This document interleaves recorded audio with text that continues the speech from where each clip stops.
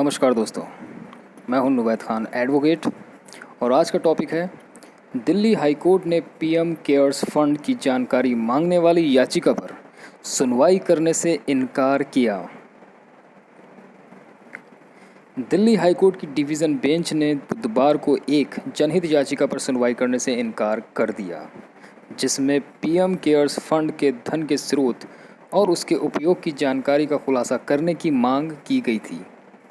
मुख्य न्यायाधीश DN पटेल और न्यायमूर्ति प्रतीक जालान की पीठ ने उल्लेख किया कि याचिकाकर्ता ने प्रधानमंत्री नागरिक सहायता और आपातकालीन स्थिति निधि अर्थात पीएम केयर्स फंड के बारे में जानकारी लेने के लिए कोई RTI आवेदन दायर नहीं किया था। न्यायालय ने यह भी कहा कि याचिकाकर्ता की वह रसीद जो धन की प्राप्ति और संवितरण के संबंध में है, जो आधिकारिक वेबसाइट पर अपलोड की गई है, वह याचिका में किए गए विवरण से मेल नहीं खा रही है, जो केवल इस सवाल से संबंधित है कि क्या पीएम केयर्स फंड सूचना का अधिकार अधिनियम 2005 के तहत कवर किया गया है। पीठ ने कहा, याचिकाकर्ता द्वारा दी गई दलीलें याचिकाकर्ता द्वारा यहाँ की गई प्रार्थना से मेल नहीं खाती। इसके अलावा चूंकि याचिकाकर्ताओं द्वारा सूचना के अधिकार अधिनियम 2005 के तहत सूचना मांगने वालों की ओर से कोई आवेदन नहीं किया गया है, इसलिए हम इस मंच पर इस याचिका को एक जनहित याचिका के रूप में दर्ज करने का कोई कारण नहीं देखते हैं। प्रधानमंत्री कार्यालय के तहत PM cares fund not a public authority. इस बिंदु पर याचिकाकर्ता ने याचिका को वापस लेने के लिए न्यायालय से छूट की मांग की, जिसमें ताज़ा प्रार्थना, संबंधित तथ्य और सहायक जानकारी के आधार के साथ एक नई याचिका दायर करने की स्वतंत्रता की प्रार्थना की गई। तदनुसार पीठ ने रिट याचिका को खारिज कर दिया, जिसमें कानून के अनुसार उपयुक्त प्राधिकारी अर्थात ट्रिब्यूनल अर्थात कोर्ट के समक्ष एक ताज़ा कार्रवाई को प्राथमिकता देने के लिए याचिकाकर्ता की स्वतंत्रता को बरकरार रखा। न्यायालय ने यह भी स्पष्ट किया कि मामले के गुण पर विचार नहीं किया गया है।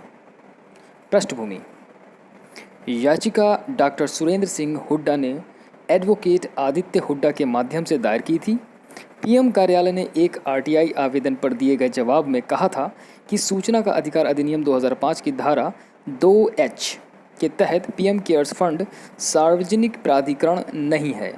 याचिकाकर्ता ने प्रस्तुत किया है कि सरकार द्वारा स्वामित्व नियंत्रित या पर्याप्त रूप से वित्त पोषित किया गया कोई भी निकाय RTI अधिनियम के तहत एक सार्वजनिक प्राधिकरण के योग्य है। इस मामले में यह प्रस्तुत किया गया था कि पीएम केयर्स फंड सरकार द्वारा नियंत्रित होने के साथ साथ सरकार द्वारा पर्याप्त रूप से वित्त पोषित भी है। इस फंड पर सरकार का नियंत्रण स्थापित करने के लिए याचिकाकर्ता ने दलील दी थी कि पीएम केयर्स फंड में प्रधानमंत्री पदेन अध्यक्ष होते हैं, जबकि रक्षा, गृह मंत्रालय और वित्त मंत्री इसके पदेन न्यासी होते हैं। निधि के अध्यक्ष और न्यासी आगे 3 अतिरिक्त न्यासी नियुक्त करने की शक्ति रखते हैं। ट्रस्ट के धन को खर्च करने के लिए नियम, मानदंड प्रधानमंत्री और उपरोक्त 3 मंत्रियों द्वारा तैयार किया जाएगा। याचिकाकर्ता ने वित्त पोषण की दलील देते हुए कहा, सार्वजनिक क्षेत्र के उपक्रमों, केंद्रीय मंत्रालयों और विभागों से बड़े पैमाने पर दान द्वारा 10,000 करोड़ रुपए का कोष बनाया गया है और यहाँ तक कि सशस्त्र बलों के कर्मियों, सिविल सेवकों और न्यायिक संस्थाओं के सदस्यों के वेतन को अनिवार्य रूप से निधि में दान किया गया है। तो ये था आज का हमारा टॉपिक। उम्मीद करता हूँ ये इन्फॉर्मेशन आपको पसंद आई होगी।